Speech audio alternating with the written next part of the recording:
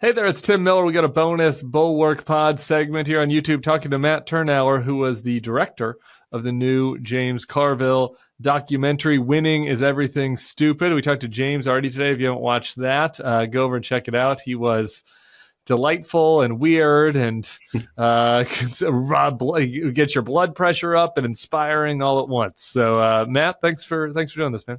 My pleasure. First, I guess I should start by saying I appreciate your acknowledgement of the Bulwark. At the end, the Bulwark podcast with James Carville is the final, I guess, credit scene of the documentary. So we appreciate it. We appreciate the love. I did too. It was the perfect ending. Yeah, I started laughing. That was a classic James line. The behind the scenes on that is, so I texted when Biden drops out. I texted him like, I need you for the podcast after Biden drops out. Like, it needs to be you. I was like, we can do it short, we can do it long, whatever you want. He's like, I'm in, send me the time. And then we get on and he has that parade line that you use at the end, like already prepared. It was his shtick that he was ready for the podcast with. So I'm glad it got double use.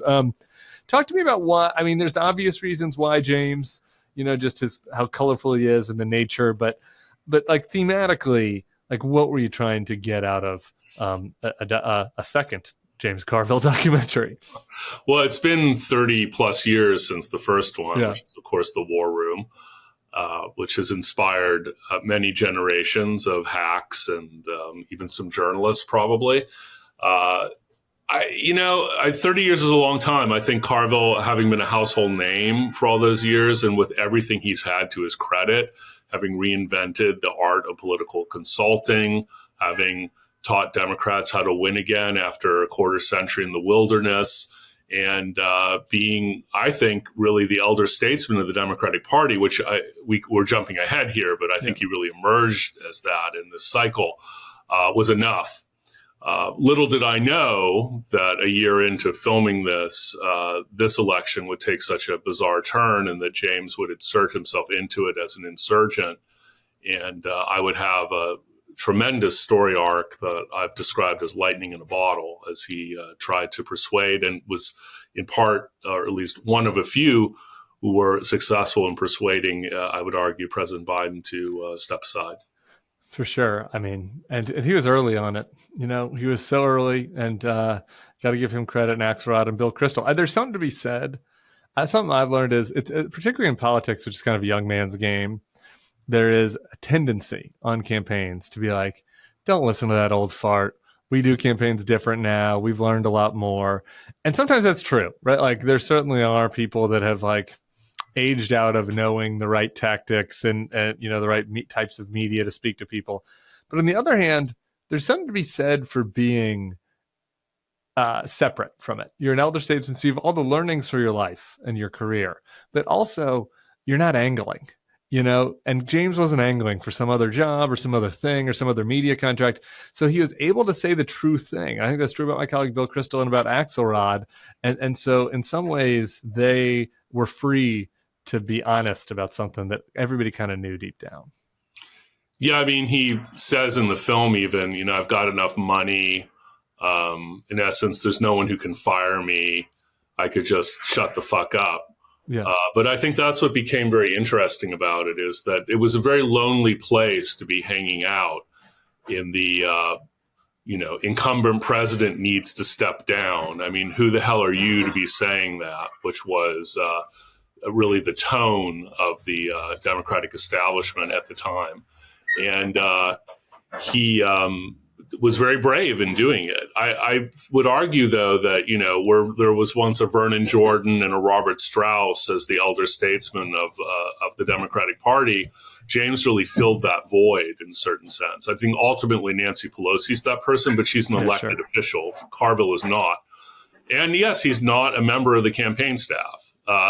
He's a freelance in the truest sense of the word. The lonely part, I tried to get James to talk about this. You get to spend more time with him. Sometimes it's hard to get him to be reflective, though he's willing to. Right. It is like he was at the wedding and like was a good friend of the Biden inner circle. Like, the people in the Biden inner circle were his personal friends, not those like work colleagues. So right. I do think it was lonely. I don't know. You got to spend a lot of time with him behind the scenes. It seemed to me that he was.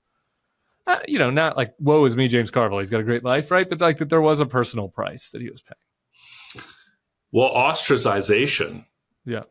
I mean, there were very prominent people in the donor class who I know who were calling me, telling me to tell James to shut up. Yeah. And I was feeling that pressure. I would say to them, I'm not an advisor to James Carville. I'm a journalist, filmmaker making a film about someone. I'm not going to intercede here. Of course, I wasn't going to try to stop also one of the great story arcs I've ever had Sure. when making a film. But yeah, I mean, Mike Donlin was a protege of James's. Yeah.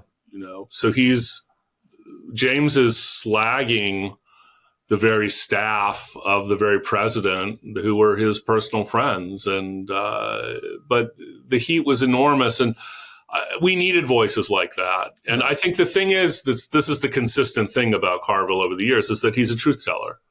And even when he was on the payroll, he would say the truth.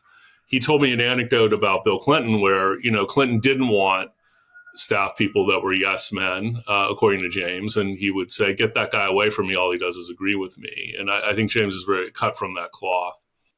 Yeah. The other truth telling on the personal side, where there was a personal downside, I have to give him credit for, is that struck me in the film was kind of the tension between him and Mary around Iraq. And Mary's working for Dick Cheney, and he was. I was so young. Some of my haters like to be like, don't listen to that never Trumper. He was there for Iraq, and I'm like, I was smoking the bong in college during Iraq, so I'm sorry. I was like, I have a lot of flaws in my life, but I wasn't around for that. So I really kind of didn't remember this. That James was such a vocal early critic of the war, and that did create real tensions in his house. Well, in a sense, this film's a two-hander. Mary Matalin is in the picture. This is also more than 30-year story that we haven't checked in on lately because Mary has really left the public sphere. Yeah. I think it's fair to say she's a woman without a party. But she hasn't spoken up, and she hasn't really done a lot of media. And so she appears in that Carville-Matalin dynamic, and what is this marriage is addressed in this film, because I think it's interesting. I realized when I was making it and talking to friends about it, they would say, well, what was with that marriage? Was it real?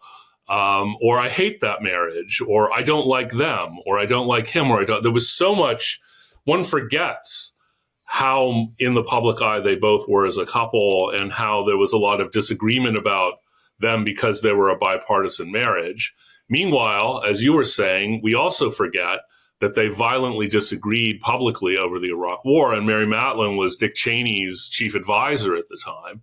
And she, still with anger, in an interview with me in this film, talks about how it really disrupted their marriage, and that they barely were speaking.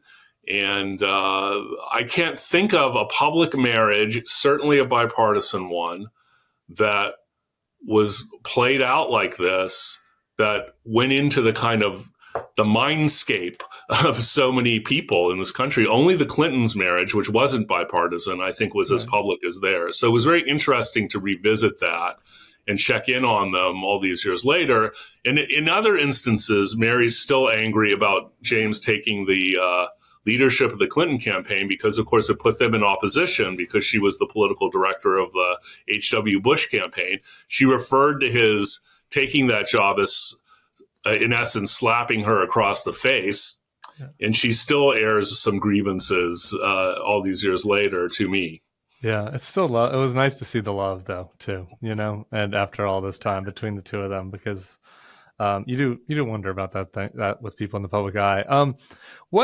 I'll start first by telling you what surprised. I guess this didn't really surprise me. It disappointed me a little bit, because James calls me randomly, and I kind of for a while I was feeling special, James calls me with nothing to talk about, just blah blah blah blah blah. How you doing, Tim? Blah blah blah.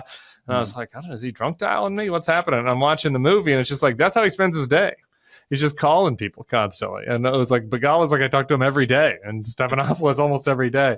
So that was kind of a funny exchange for me. Were there elements like that, something about when you got to see his behind the scenes life, anything that surprised you?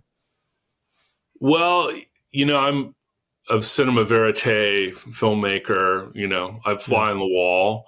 I love to kind of move in with people and spend a lot of time. And this was one of those films. And this thing about the morning round of phone calls is no joke. I mean, James gets on the phone crack of dawn and calls the same dozen or so people that he's talked to since the Clinton campaign. I mean, it's Stephanopoulos, it's Paul Begala, Mandy Grunwald, Sid Blumenthal, Stan Greenberg. I mean, it's pretty incredible that this call chain still exists after all of these political cycles. And they trade information. And really, I think this is one of the great kind of politico think tanks, as it were, that exists. I mean, it's a coherent group of people who are super smart and invented the game for this generation, who trade information every day. And as Sidney Blumenthal points out in the film, that James just isn't a talking head on television. He's not a TV personality. He uses his platforms to advance a political agenda. Yeah. And you saw that over the past, 18 months, as he inserted himself into the cycle. And he used his MSNBC platform. He used his podcast, the CNN platforms, the Bulwark, whatever he's on. And he has a very considered point of view that he develops on these phone calls every day. So I'm there with him on the day in May of 2023 when the ABC News Washington Post poll drops that shows Biden losing to Trump badly. And James delves into this, does all the phone calls. He never got off it after that. This was the arc, which was Biden is going to lose, and I'm going to tell you the truth about it. And the poll numbers he describes in Carvillian terms, he says, it's like walking in your grandma naked. You can't unsee it. That's how he describes the polls. I laughed so hard when I heard that line the first time. It's such a good line. And now that you say all this, it makes me wonder. I'm going to have to ask James. I was like, the parade line that he used with me at that podcast the morning after Biden drops out, I bet he was developing it on the phone calls. He does his morning round of phone calls. It's like, because you can see his head, the wheels turn. It's like, should I be 100% for Kamala? Should I keep? Because, there's a little window. It's like maybe there's still a challenge. Maybe the door's open. And it was interesting that he had settled so quickly on, nope, it's like, we got to get behind Kamala, get in line. He had floated a very interesting idea in an op-ed in the New York Times. He floated it to me actually on camera, and it's in the film. And it comes off as a kind of almost fever dream fantasy of a political expert or hack, which is that there should be an open convention, which at the time that he was floating it to me and doing, working the traps on it or running the traps on it, was heresy. I mean, he even had Elaine Kmark on his podcast, who's the goddess of the rules of the Democratic Party, because everyone was saying, oh, it's impossible. The rules don't allow it. And he, as he puts it, begged to disagree and got Kmark on, I think, twice to say, no, wait, there is a way to do this. And you know what? His fever dream, which he then put forth in a New York Times op-ed, which I think really moved the needle within the party to say that, wait a minute, maybe, especially after this Trump-Biden debate, not only is this possible, it's inevitable. Well, Carville was the father of that theorem, really. Yeah, people still get mad when you mention it now. Like that said, it would have been crazy. And the Kamala thing obviously worked out, and Carville got on board quick. I just made sense after a while. But like, an open convention still would have been better than the death march. No macabre pun intended with Biden, because and I think that people kind of miss that part of it. Where Carville's just like, we need something else. Like he's agitating for something else, throwing stuff against the wall, in the way that he's good at. All right, I want to pick your brain on one of your other documentaries before I lose you. But anything else that really struck you or takeaways for people that want encourage them to go out and watch it? James is a goddamn genius. I mean, I've spent a lot of time with him. I've been on TV and podcast appearances with him, and there's sometimes a moment where he kind of bows his head in thought, and you think, like, is anything going to come out? Is this going to be he falling asleep? He nails it every time in the most coherent, thoughtful, erudite. It's not a soundbite that doesn't do it justice. I mean, he's really a Buddha-like oracle. That's mixing metaphors there, I think. But he's an oracle. He's a genius, I think. And he, as Begala gives it to him at the beginning of the film, he says he's the smartest son of a bitch who ever did this for a living. And I think that's pretty indisputable. I hope the film proves it. And anyway, he's also a pure joy. I lived with him for 3 years, and I can see what Mary Matlin's into now. Yeah, he is a joy. When James first told me about the project, maybe even before you started taping, like I feel like it was during the pandemic. Mm. He was like, "Tim," he's like, "You're gonna love this. It's the director is the guy that did Scotty and the." He's like, it's gay and it's Hollywood. He's like, you'll love it. You're going to love it. You got to watch the documentary. It's so good. And he was referencing Scotty and the Secret History of Hollywood, which I immediately, because it was the pandemic. It was that long ago you were starting this process, right? And so I had nothing but time. So I turned that on Max or Netflix or wherever you're airing that these days.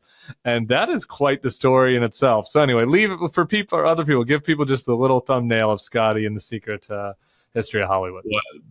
Nothing's pleasing me more than to speak about the gay prostitute to the stars on the Bulwark podcast. Our listeners thought Dan Savage is a listener, so Dan will appreciate any gay prostitute where's content. Crystal? Where's From? Let's get them all on to talk about Scotty Bowers and the gas station in Hollywood where he pimped out, out of work actors basically, and his clients were, the leading lights, men and women. He took all comers, as it were. Katharine Hepburn, Cary Grant, Rock Hudson.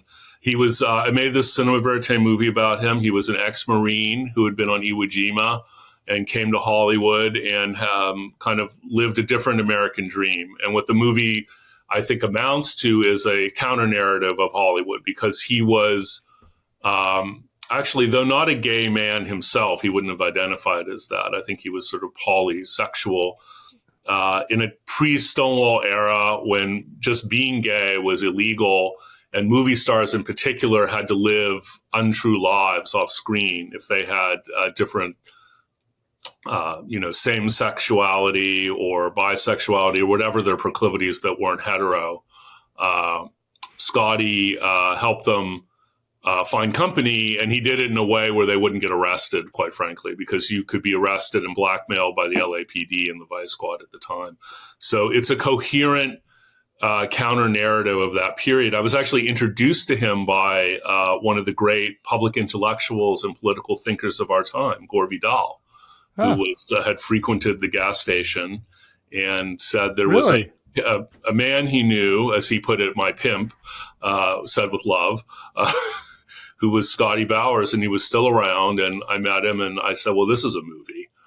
And I began doing that. I can actually connect something here that is improbable and I don't think James will mind me saying this, that James Carville and Scotty Bowers reminded me of each other in a freakish way. They were both Marines, and they're both outside the box thinkers and rogues and people that made their own way in life and have had enormous longevity in their chosen careers. So I kept on having these Scotty deja vu moments while I was filming Carville, which I know will surprise people, but it's the case. I love that. I love send it. I'm going to make sure James sees that. Matt Tyrnauer, thank you so much. It's Scotty and the Secret History of Hollywood. Go find that on whatever it's streaming on now. Carville, Winning is Everything Stupid at CNN. Everybody should enjoy it. It gave me the feels.